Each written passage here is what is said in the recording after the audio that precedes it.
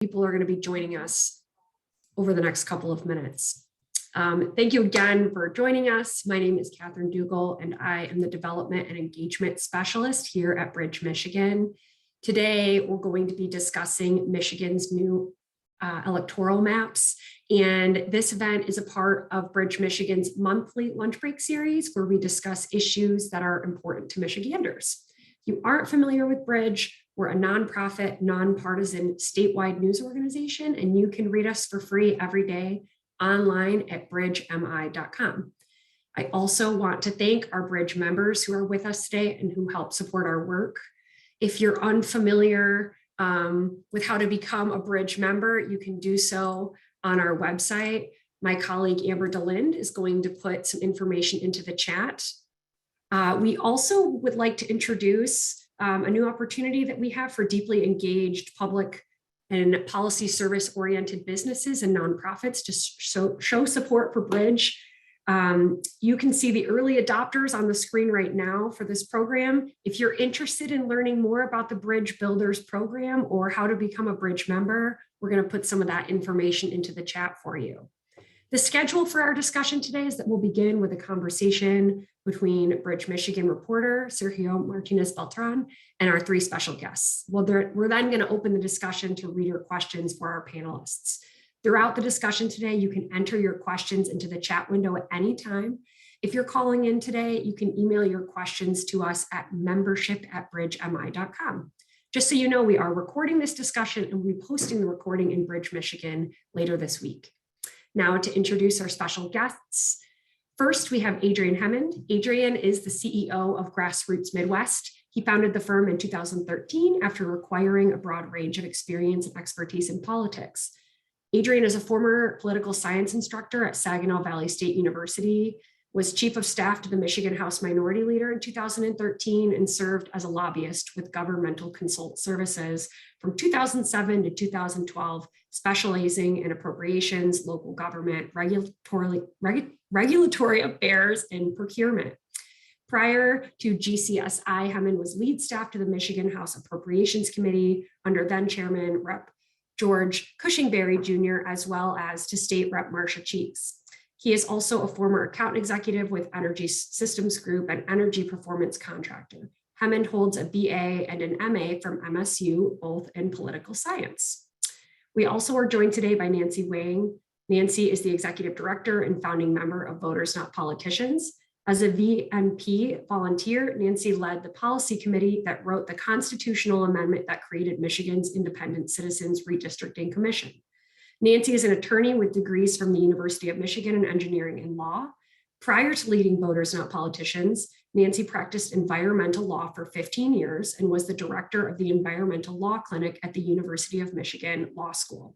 She is thrilled to have the privilege of leading this powerful, one-of-a-kind, citizen-driven movement. Last but not least, we are joined today by Tony Daunt.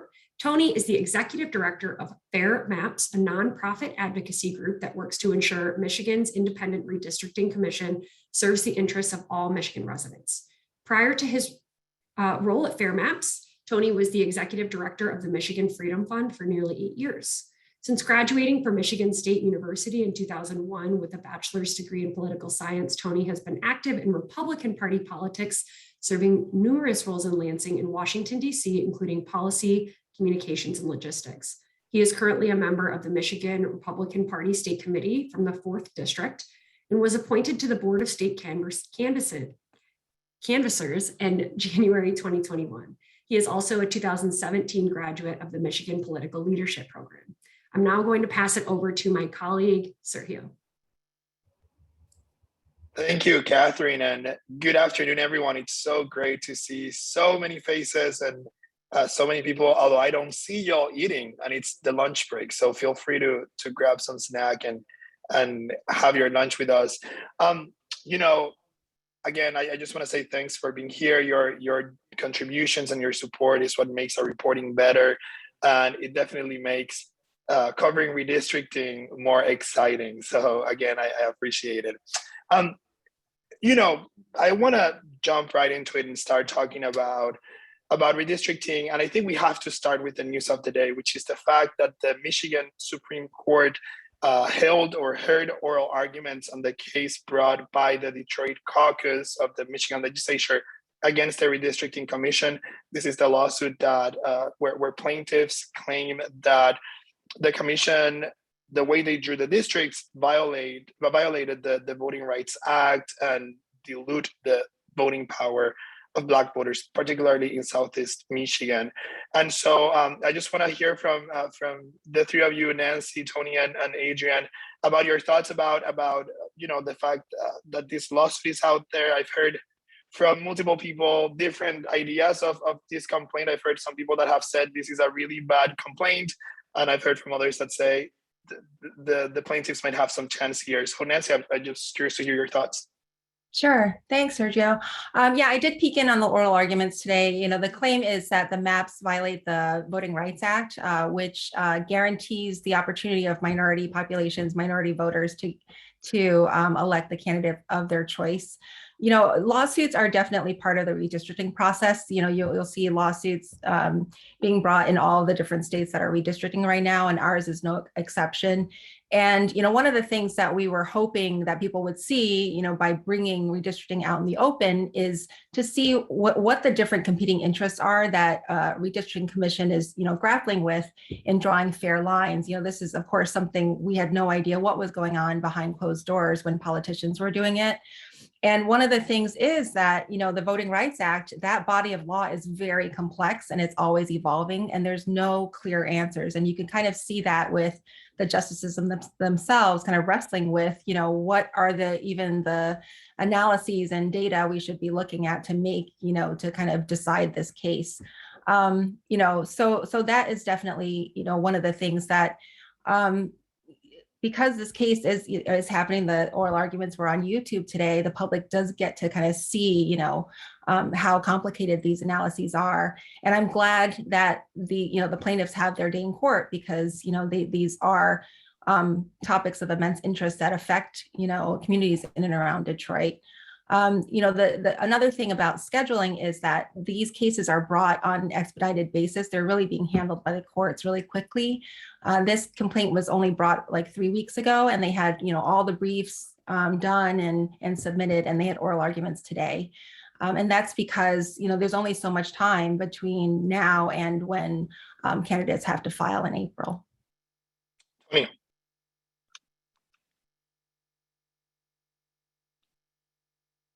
Not sure if Serge, if you're, as far as my thoughts, I unfortunately had some personal items I was tending to, wasn't able to watch the oral arguments, but from speaking with some folks who did watch it, or checking up on a couple reporters, tweet threads, etc., it certainly appeared that there was some skepticism towards the case or the information provided for the case that the Detroit caucus is making. I think when you look at the press conference they held a month or so ago, whenever it was, when they were announcing their intention, I think they made some pretty significant claims, and some powerful claims as far as the lack of VRA compliance in these seats and what that would mean for the city of Detroit and the weakening of their voice. But we all know that when you take things to court, you need more than just a press release type of argument.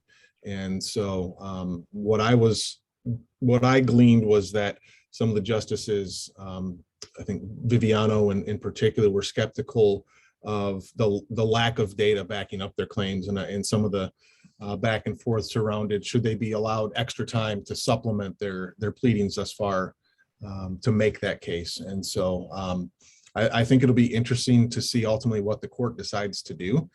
As Nancy pointed out, these are on expedited basis, and there's a lot of moving parts related to what's going to happen. If, let's say the Supreme Court wants to, agrees with the Detroit caucus and instructs the commission to go back and change things and properly comply with the Voting Rights Act, that's going to create movement of lines. It could impact some of these people who have already moved into districts and have announced that they're running. They may need to remove. A lot of moving parts, and we're only a little less than 3 months away now from filing deadline. that everything is chaotic with redistricting. Adrian, I'm just curious to hear your thoughts too about this lawsuit briefly. Well, look, I'm not an attorney, so I'm not gonna opine. You were gonna say that. But you know, it's a disclaimer I use a lot. But I will say, you know, look, leaving aside the legal merits of the arguments that are being made there, two things. Number one, I think Tony's exactly correct that the plaintiffs didn't have their stuff together when they showed up in court here, which is that's kind of inexcusable because a lot of the data that you would need to make this case, the commission actually published it. So, you know, having played around in the data a fair amount, like there's a compelling argument to be made there, but you've got to marshal data to do it. And I don't think that they did. You know, the other thing is, you know, there are sort of two things going on. We're going to hear a lot about lawsuits. This isn't the last one, right? Every one of these maps is going to get litigated sort of at all three levels, Congress, Senate, the House. But there are the legal arguments around that. There's also just sort of the argument on its face, which we'll get into, which is how the commission chose to, you know, engage with the urban areas of the state and how they decided to crack the city of Detroit to make competitive districts. Regardless of the outcome of the litigation, that's going to be talked about for the life of the map. And I want us to take like a step back quickly here for those who might have forgotten about how we got to this place where we have maps drawn by everyday citizens like people on this call. So Nancy, I'm just curious if you can remind us, you know, how did the Independence Redistricting Commission got created, what they were asked for, and also if you can tell us a little bit about the timeline of when the maps would go into effect. Sure. So Voters Not Politicians, we formed in 2016, trying to find a nonpartisan solution to gerrymandering. At the time, as you all know, our maps were some of the worst in the country in terms of unfairness and bias towards the Republican Party that had the control over redistricting in the last couple cycles. So we were citizens that organized and, you know, got together first over Facebook and then slowly in person, and we grew to about 8,000 people. We collected 428,000 signatures to put our measure on the ballot. We got sued. We won in the Michigan Supreme Court just so that we could pose the question to the voters. And what the proposal was to create an independent commission with no politicians or, you know, appointees or lobbyists on the commission. We wanted it fully independent. And to be, you know, to have our redistricting process being led by voters. And to have an impartial process, so you didn't have one party putting their thumb on the scale to rig elections for a decade at a time. And we wanted a truly transparent process, you know, where we could have these discussions, these really tough, uncomfortable discussions about, you know, what is a community of interest, you know, what does it mean for representative democracy, you know, where you want groups of people who share an interest to be able to elect a representative to represent that, you know, their interest in government. You know, we had our army that went after collecting signatures to knock on all the doors pre-COVID and knocked on almost 500,000 doors. And then on election day in 2018, the voters of Michigan voted to adopt Proposal 2 by 61%. Including, you know, 66 out of 83 counties. And it truly was bipartisan, you know, support for the commission, this idea that, like our name, you know, this was putting voters first, back in the driver's seat for our democracy.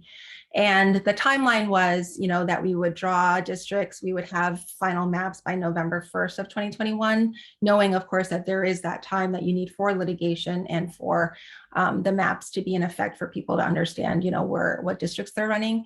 But as all of you also know that, you know, the Census Bureau was sort of politicized. There was also delays because of COVID. So none of the states got their final census data until I think it was September, which didn't leave enough time for people to, you know, actually, you know, for these commissions or even politicians in other states to really, you know, take the data and start, you know, forming districts. In our state's case, it was even more important for there to be time because for the commission to work, because a whole part of, you know, a central part of this process was to have public input. And so the commission, in our case, really did put people first and they extended their own deadline till January 1st to adopt the maps so that they could have all of these public hearings. And they ended up having, I want to say 139 public hearings across the state, and they took in 25,000 pieces of comment and submitted maps. And, you know, they did their best to kind of, you know, work in this kind of shortened time that they had given the census delays. And now that we have final maps, they adopted them on December 28th.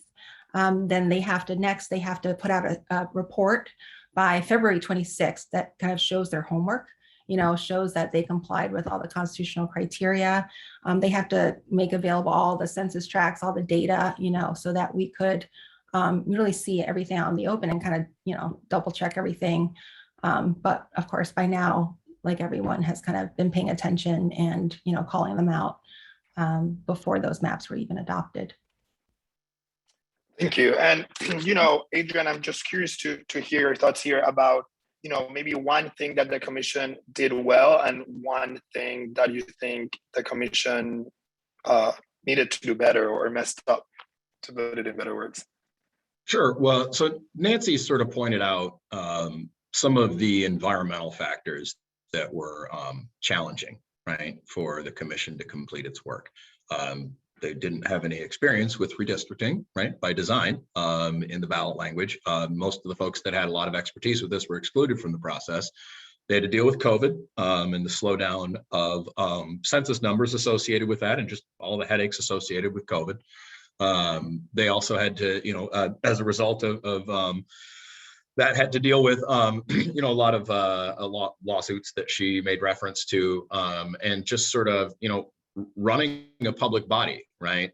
This doesn't get talked about a lot. These are constitutional officers of the state, right? That didn't, you know, most of these folks had not spent much time with Masons or Robert's Rules of Order. They had to figure out how to run a public meeting. And they came up with a work product. Now, it's an open question whether that's going to stand up in court, but you do have to sort of hand it to the commissioners that given all of the sort of environmental and other factors that appeared to be stacked against them, they came up with a work product.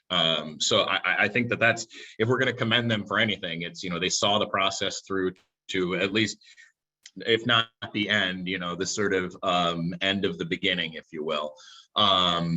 So I think that that's great. Yeah, I mean, in terms of things that I think they didn't do well, I'll give you two real quickly. I think they completely bungled, you know, the getting legal advice in private from counsel.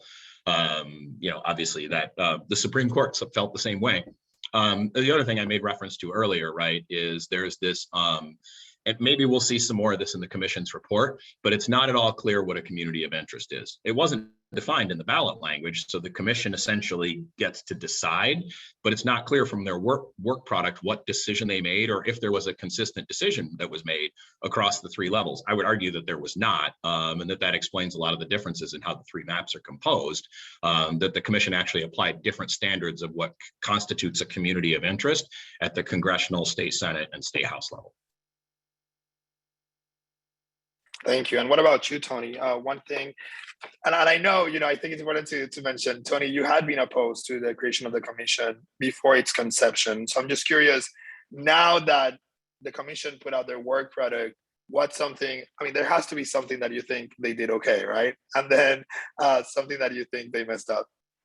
Well, yeah, I mean, obviously my name was on at least one suit related to this. And I think I somehow got my mom involved with another one. So, but you know, lost those arguments. It is what it is. This is what the system we have here in Michigan, and that we need to deal with.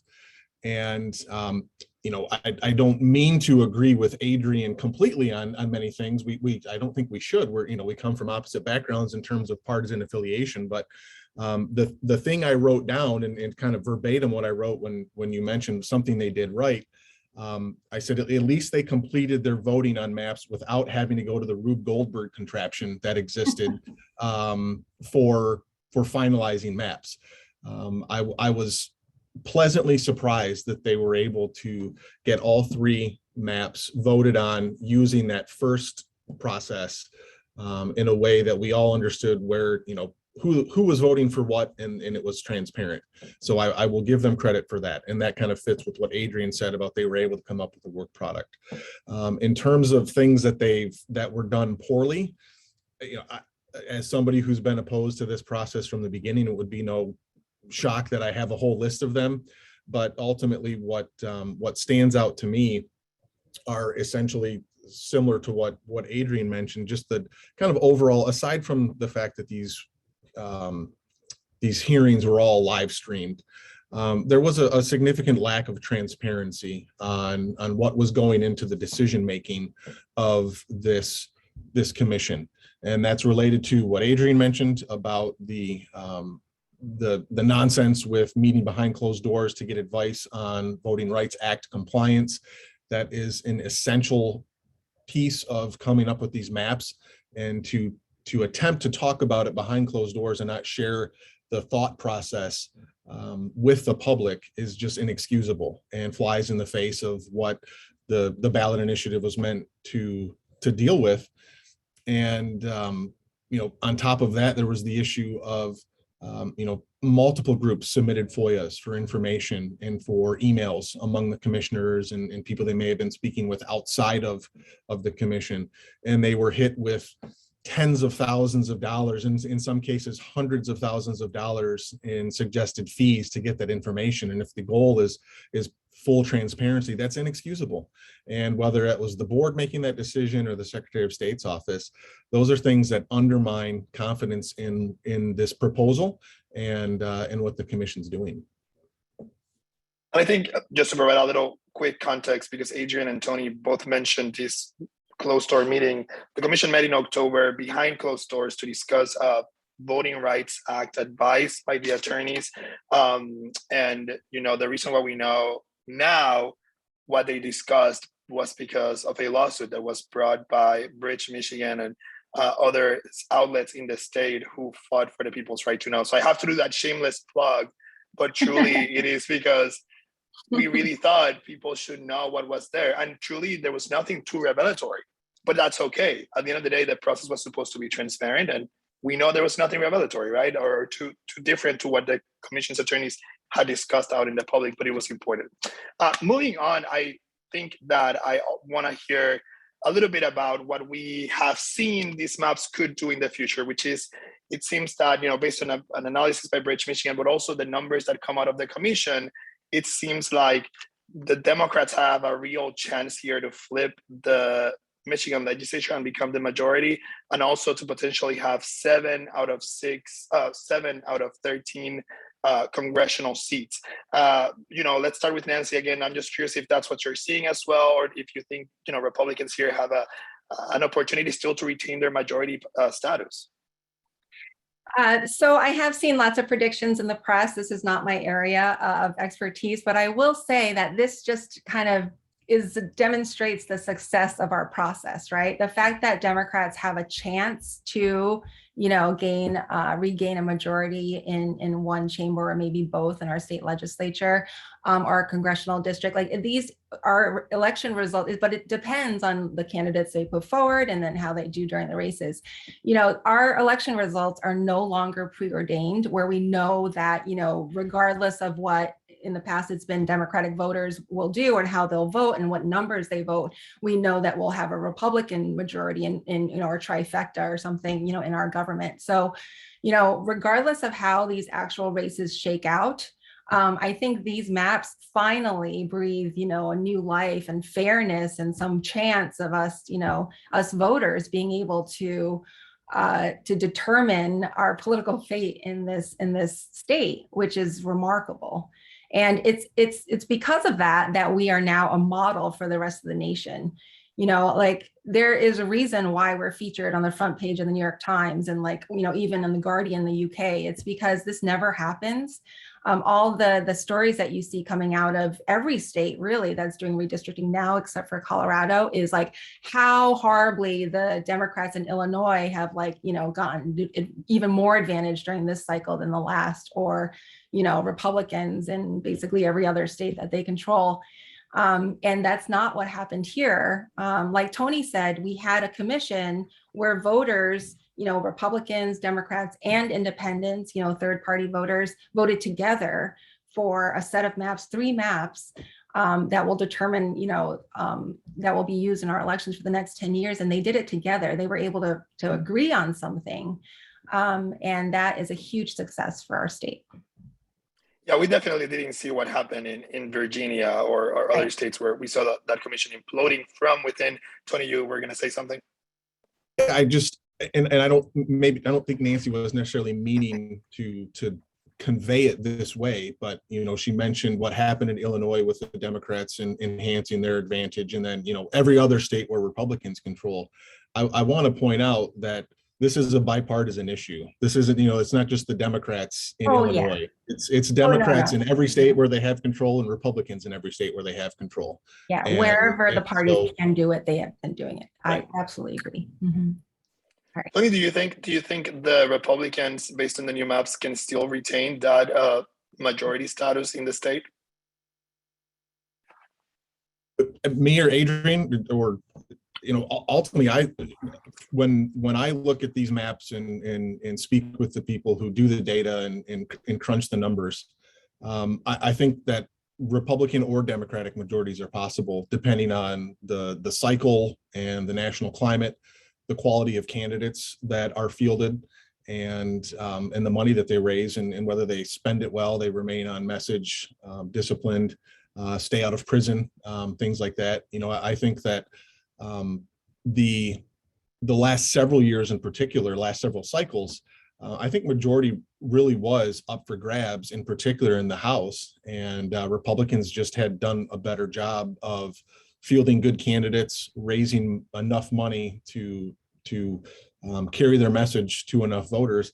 And let's not forget, I think it was 2018, in that year that was particularly good for Democrats with Governor Whitmer at the top. There were a number of Democratic candidates who just either didn't fit their districts, or, as I kind of snarkily mentioned, ended up with criminal matters before them. The young lady who was in Oakland County and was under indictment for embezzlement. That's probably a seat that would have been in Democratic hands if that hadn't been the case. So ultimately, though, with these maps, I think it's probably a jump ball. So we've been doing some analysis, and before I get to that, speaking of shameless plugs, I have been referring a lot of our clients who aren't super political to an article that that Sergio and your colleague Mike Wilkinson wrote back in November, before the commission even adopted the maps. As a handy reference that they can use, I referred someone to it yesterday. So it was not only great reporting, but pretty prescient about what was going to happen. So shameless plug for them. We've been doing a little bit of analysis about what the breakouts of these maps are over the life cycle, over their life cycle. And so if you look at the House maps, we've got this with 39 districts with a 55% or greater Democratic base. Those are essentially safe Dem seats in all but the worst years for Democrats. 55 seats, 39 seats that are 55% or greater Republican. So basically jump ball there, 39 and 39, and 32 that could potentially be competitive that fall between those 55% bounds in the House of Representatives. Again, over the life of this map. For the Senate, there is actually, in terms of those safe seats, there's actually a slight advantage for Democrats. That's actually quite different, right? Democrats haven't controlled the Michigan Senate since 1983. I was in elementary school in Oakland, California at that point. Is the last time there was a Democratic majority in the Michigan State Senate. And now there are 16 Democratic seats, essentially safe Democratic seats in the Michigan Senate with a 55% or higher Dem base, 15 seats with a Republican base of 55% or higher, and 8 that fall within that 55% bound. So that is quite different from the last few decades of Michigan politics. Now for the hard news for Democrats, they're not flipping either one of these chambers this year. right? There's a horribly unpopular Democratic president who's going into his first midterm election. Democrats are going to get creamed in Michigan legislative elections, even though I think the governor will likely be reelected. But over the life of these maps, I expect the Democrats to have the majority at some point over this 10-year cycle in both chambers, maybe not at the same time.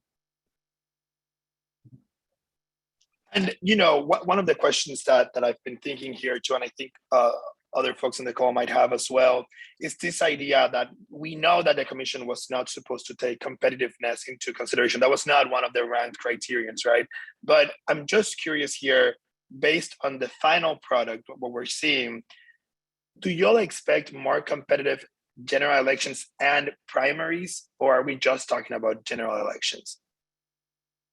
I mean, I think we're just talking about general elections. Primary elections aren't going to look any different. There are still, the majority of seats in both chambers are still safe for the two parties. That's not, as much as people like to talk about in this state and other states, these safe seats being a product of gerrymandering or redistricting or whatever, they're not. They're a product of self-segregation. Americans have gotten really, really good at atomizing their communities by race and ethnicity, by religion, by income. We don't live by people who look different from us, or who earn different amounts of money, or who worship differently. We don't do that. And it turns out that Democrats are distributed inefficiently. Right? We live in urban areas, we live in suburbs, typically the first, 1 or 2 rings of suburbs.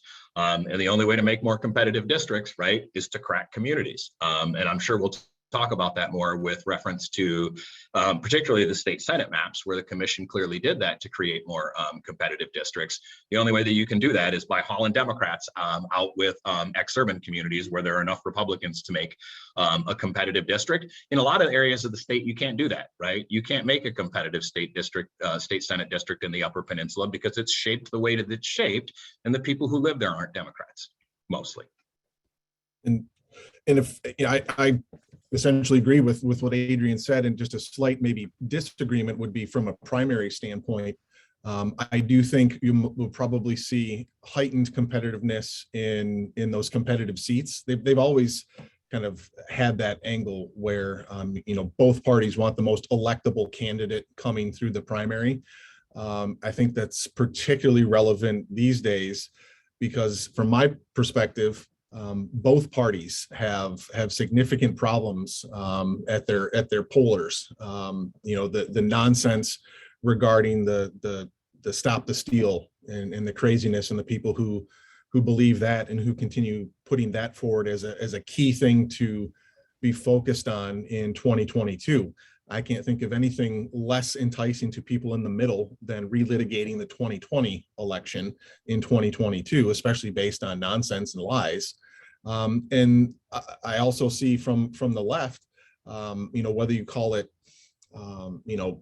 CRT or social justice or wokeness, that doesn't appeal to people in the middle either. And so I think the parties are going to be paying particularly close attention to some of these primaries in those competitive seats, so that they don't nominate somebody who's untenable to people in the middle and cost them what should be an easy win depending on the cycle.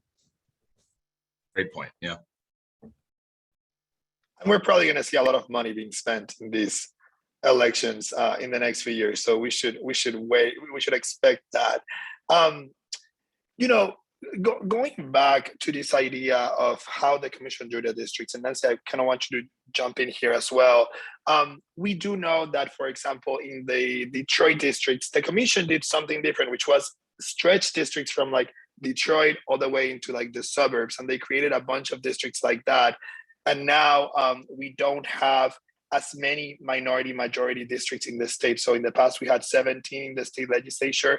Now it seems that the maps only create 5 majority-minority districts, which is the Black voting age population is over 50%.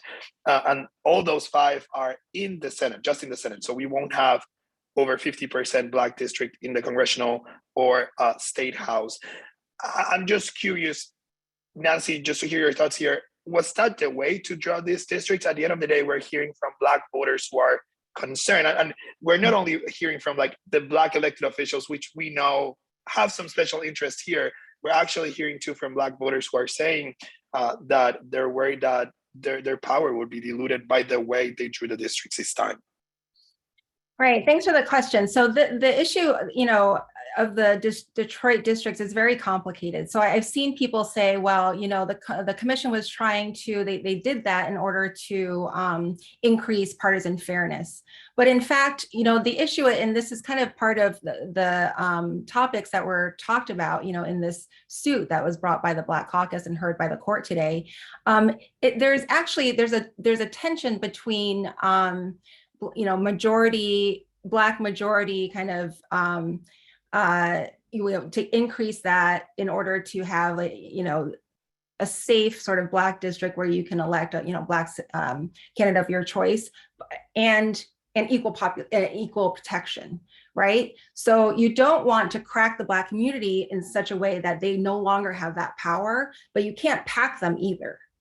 Or you violate another part of the federal constitution. So I actually see those two things being more in conflict. So, the argument that the commission is making right now is they wanted to, to decrease the number of Black voters in those, in districts in order to have them, maximize their influence in the number, a bigger number of districts.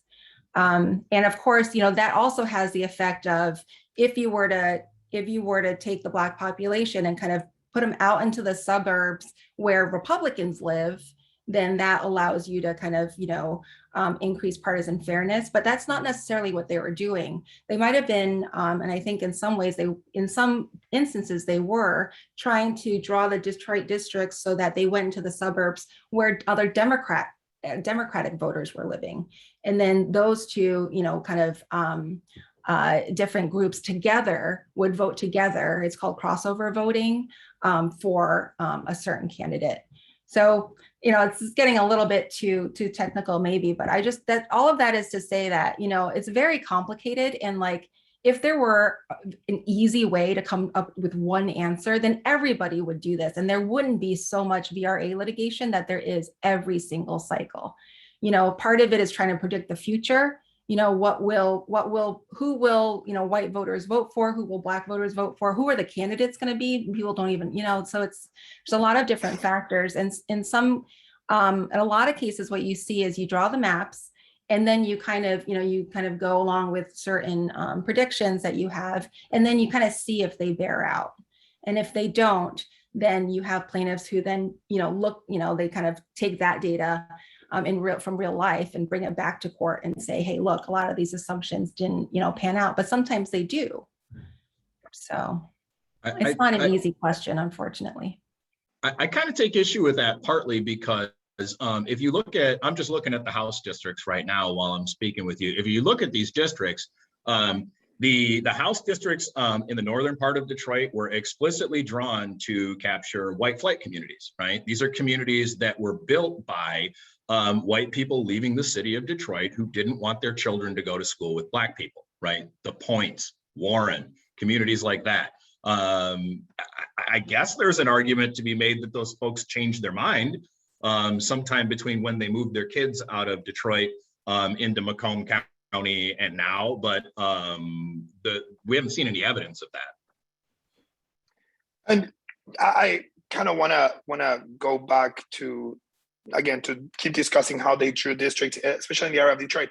But I want to mention too that the commission has said that they have created, like Nancy mentioned, more opportunities for the Black voters to elect their candidate of choice. And that is because they created 2 congressional districts and 4 state districts, Senate districts, and 6 state house districts with a Black voting population of at least 40%. So they say that population mixed with the white crossover, the white voters who vote for the candidate of choice of the minority voters, then kind of like that person. But we're talking here about not the general election. This is when we're talking a lot about the primaries. I think that, it's clear that some of these districts are just Democratic. They're Democratic bastions. However, it is about whether the candidate of choice of the Black Democrats is the same or will be elected, or if it's going to be the person the white Democrats want. Tony, curious to hear your thoughts here about how they treated this population in Southeast Michigan.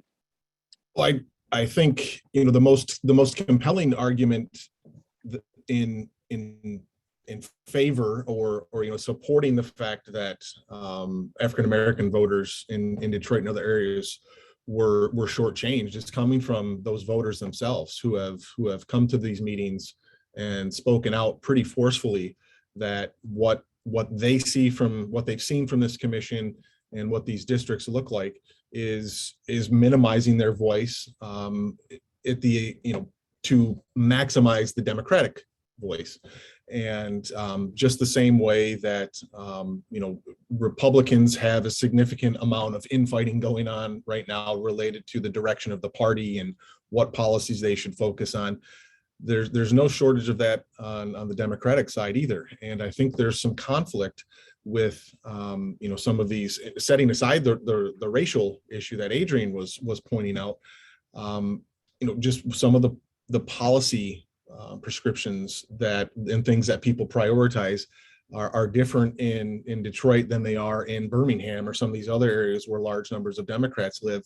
And just because there's an opportunity to elect their candidate of choice in the general doesn't mean that's what's going to happen in the primary. And you take, for example, one that's surely been pointed to by others, David Kniezek, when he ran for state Senate. And when he ran the first time in the primary, there were multiple African Americans running against him, and he ended up winning because they split the vote. And I don't have the numbers in front of me, but if you combined them, they were close to his percentage, if not more. And then when it he was ran, more. I was the general consultant on that race. It was absolutely more. and then when he ran the second time for re-election, and it was just him versus an unknown woman who essentially did zero campaigning that anybody could determine. She was an African-American woman. She beat him and shocked him and shocked Lansing. And so I think those are pretty substantial examples of the conflict of African-American Democrats and more either progressive or suburban type, more highly educated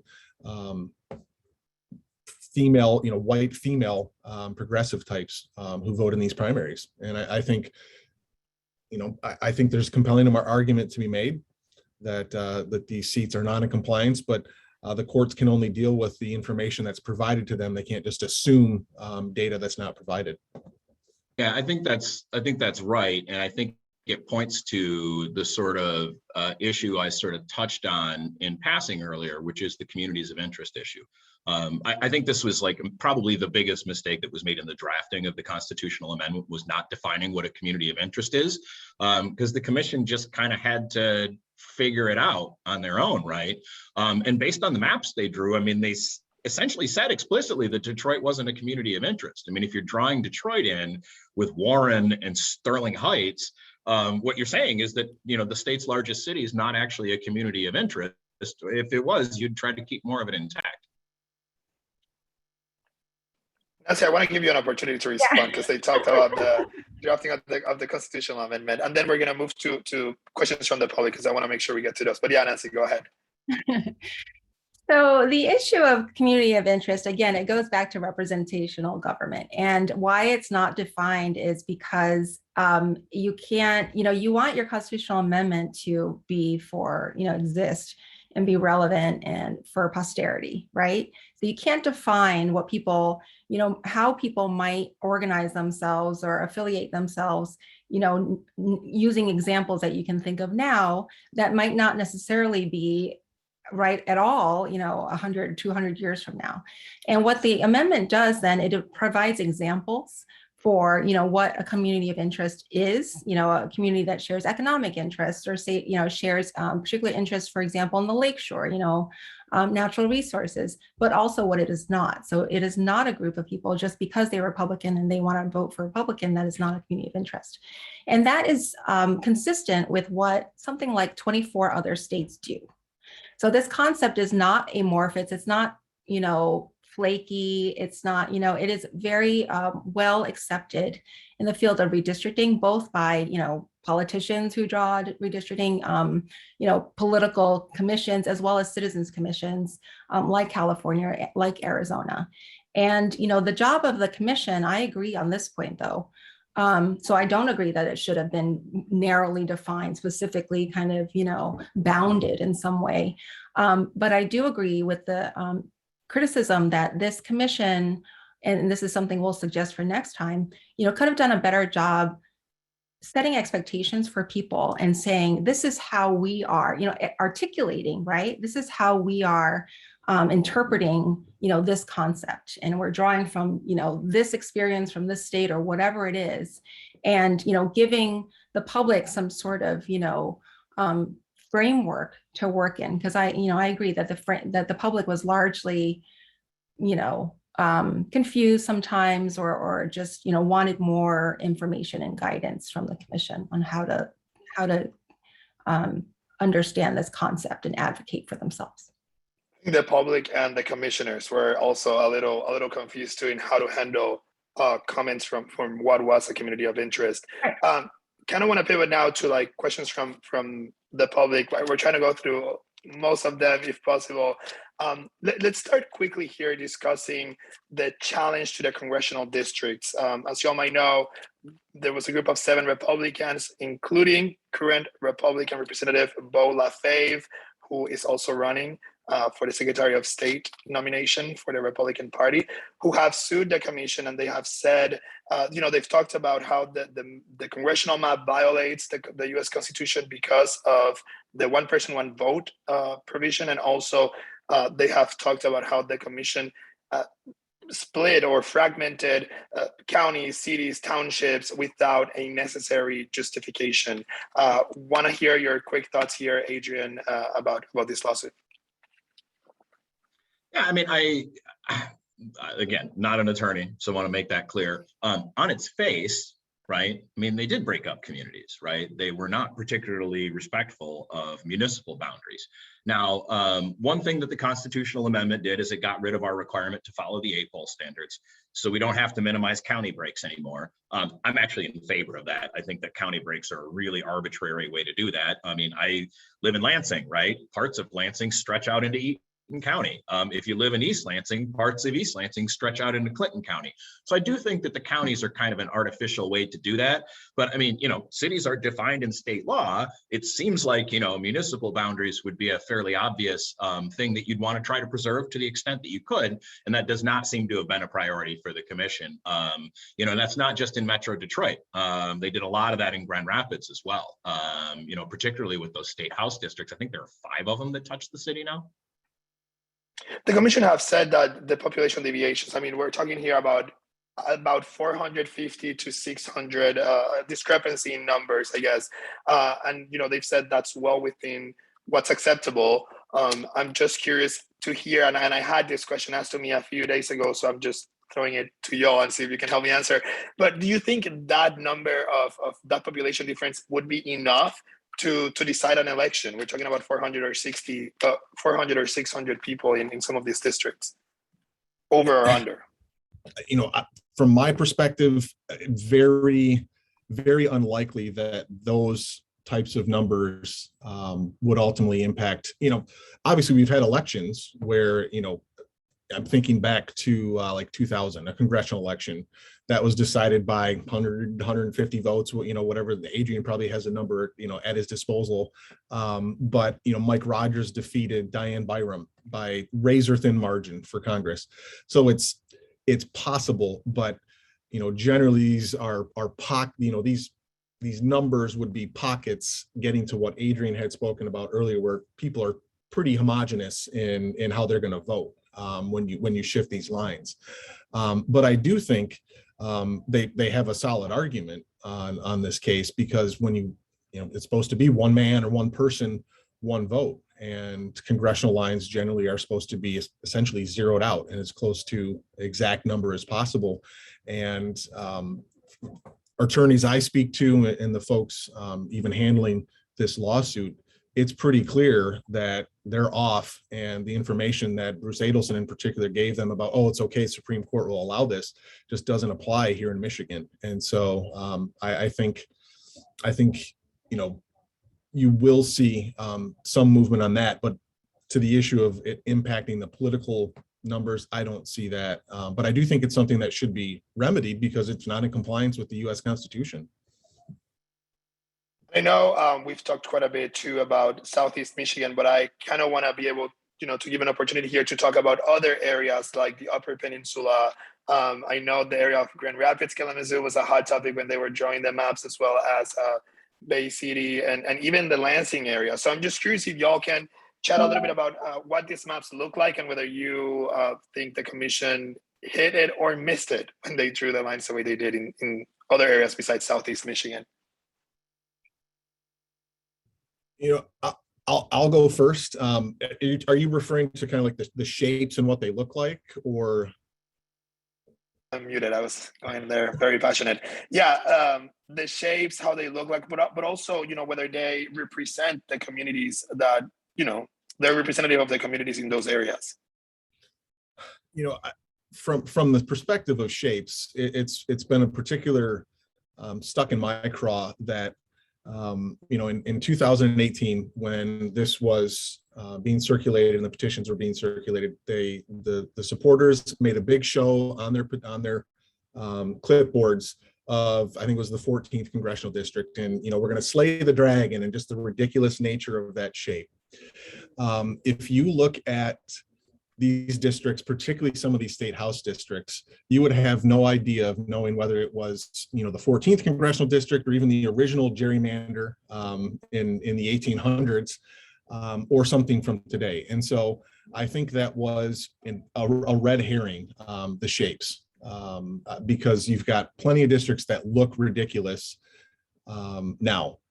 And so I think that that's a failure if the shape of the districts was meant to be fixed. From a communities, this is all, again, very subjective, and it depends on what your priority is. And if the priority is just straight up competitiveness and partisan fairness and either side can win, I guess you can view it as somewhat of a success. But I think we need consistency in what the reason for the initiative was, as well as consistency in what the commission is looking at and prioritizing when they draw these maps. And getting to what's already been discussed, I think there was just a lack, and let it be stated, I agree with Nancy from previously on there. Was a lack. There was a lack of clarity from the commission on what they were going to prioritize, and they need to be better at that. Yeah, I agree. Oh, go ahead. I think I don't care about wacky shaped districts, right? That's just the sort of thing that happens when you're drawing maps. I thought that it was kind of an unfair attack on the old maps. I thought that there were a lot of, really good attacks on the old maps, and I didn't think that was a particularly fair one. I don't think it's a fair attack on these maps either. There are some districts that make me laugh in here. I'm not going to lie about that. I think probably my favorite in the maps is there's a state house district that it incorporates parts of Jackson County, goes up into Genoa Township and Hamburg Township in Livingston County, also includes Ann Arbor Township in Washtenaw County. Not sure what those communities have in common with each other. I think in terms of how the commission did in other areas of the state, I think they did a perfectly fine job, really, in the House and the Senate in the Capital Region.